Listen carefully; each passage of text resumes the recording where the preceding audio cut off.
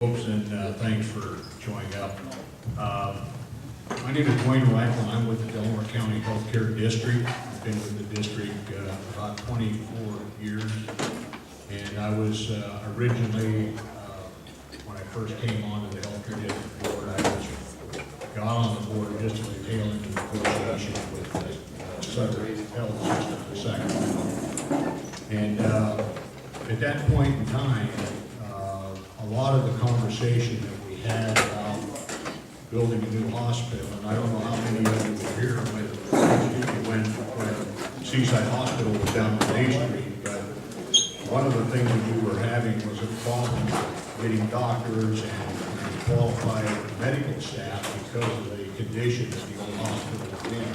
So we felt it was very important at that point in time, knowing that the prison was going to be built, to try to put some type of a program together to get a new hospital built for the community and the residents of Delaware County.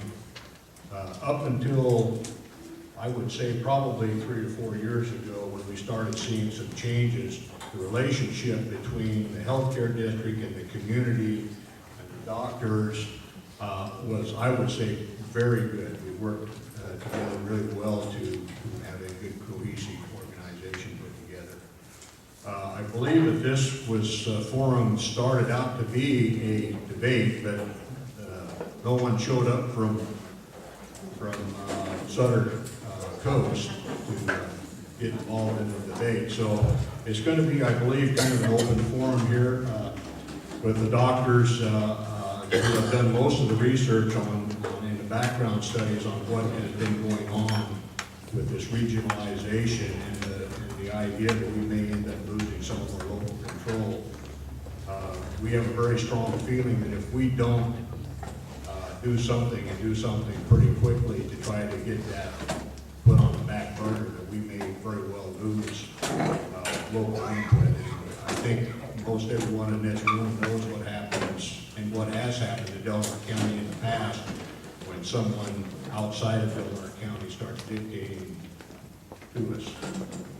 So with that, I would like to introduce the doctors. We have Dr. Kevin Caldwell, Dr. Greg Duncan, Dr. Mark Davis, and also Mr. Jim Costin.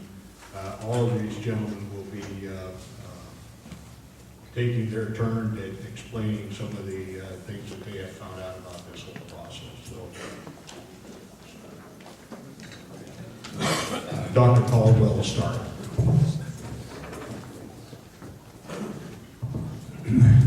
I can't sit and talk, so I'll be down here. So the idea was I was going to give a general overall history of how we got to this spot in the first place, and then the other three panelists are going to fill in with lots of facts. And you might be asking yourself, what is regionalization?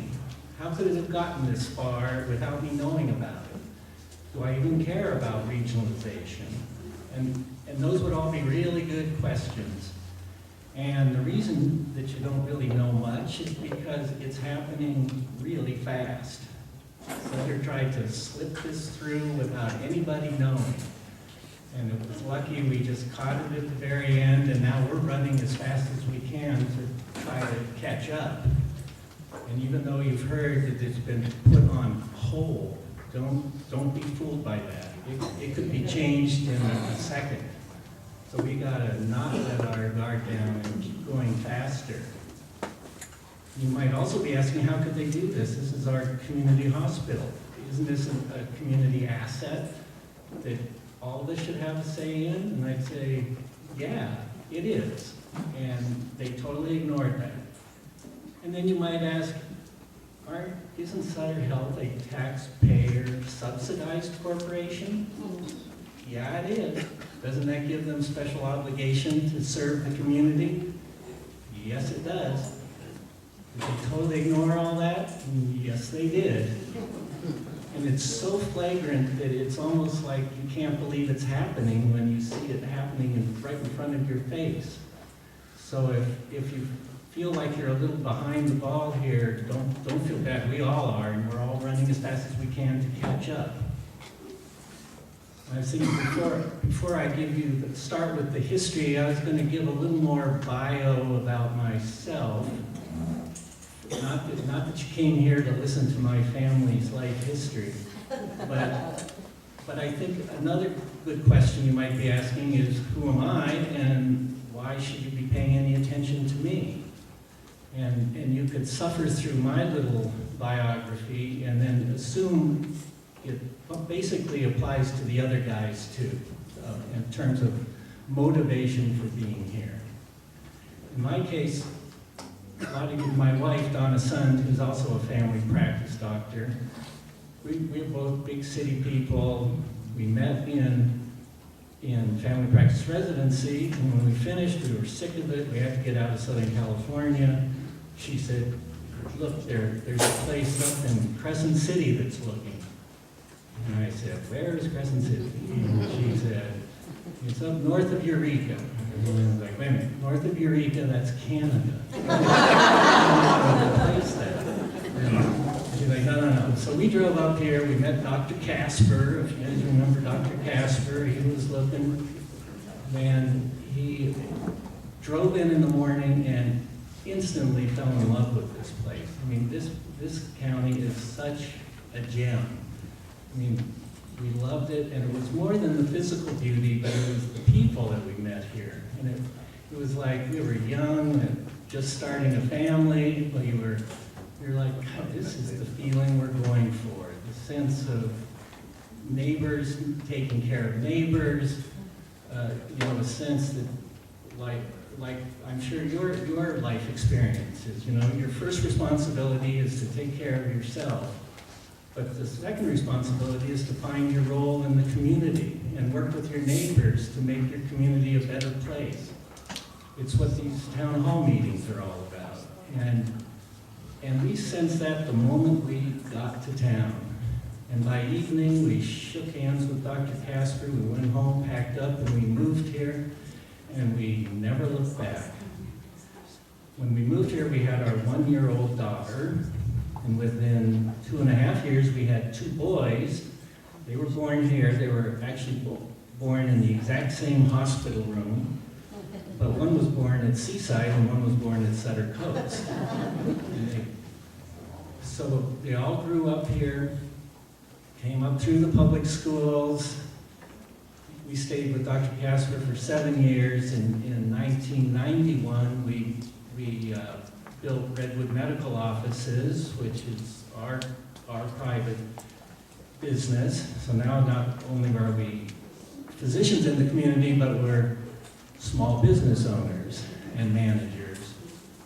So that's been going since 91. It's still going strong. The children all grew up. They all went off to really nice universities. They went out and saw the world. And the amazing part is, after they went out and saw the world, they decided we really like Del Norte County. And now they've all come back between Del Norte and Humboldt County. The oldest one, the girl, is married to a Del Norte boy. And they have a 10-month-old baby, my first grandchild. And they're all, so now it's been here 28 years, and I already have 3 generations living right here in Del Norte County.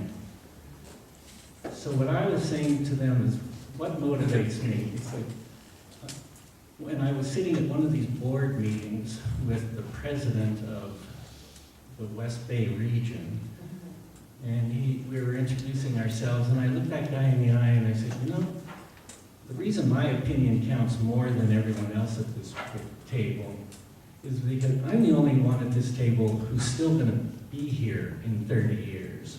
And not only am I going to be here, but my children are going to be here, and my grandchildren are going to be here.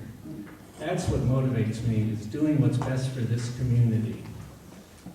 And there have been a lot of vicious rumors out there about some secret deal, and that Greg Duncan and I have some secret way of making money off of this. Let me just guarantee you, there is nothing to that. And when I say I'm speaking for the others, I'm positive this is what motivates the rest of them.